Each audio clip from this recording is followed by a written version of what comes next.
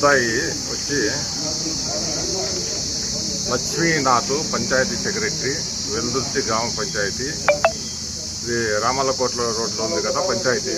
ఆ గ్రామ పంచాయతీలో ఈయన ఈఓ లేదా సెక్రటరీ అంటారు, పంచాయతీ సెక్రటరీగా పనిచేస్తున్నాడు. ఇతను మాకు ఫిర్యాదుదారుడు వచ్చి సంజపోగు సతీష్ వద్ద 40,000 డబ్బులు తీసుకుంటుంటే ఈరోజు మేము రెడ్ హ్యాండెడ్గా పట్టుకున్నాము. ఆ డబ్బులు ఎందుకంటే అతను ఆఫీస్ పని చేయడానికి కోసం, ఆఫీస్ పని ఏమి ఇంటికి పన్ను కట్టించుకోవడానికి, దాని తర్వాత ఆ స్థలాన్ని అప్రూవ్ చేయడానికి.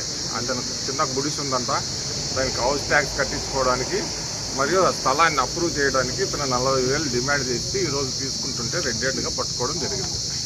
కేసు నమోదు చేసుకుని దర్యాప్తు చేస్తుంది. D Somanna, DSP, ACB, Kurnool. Thank you.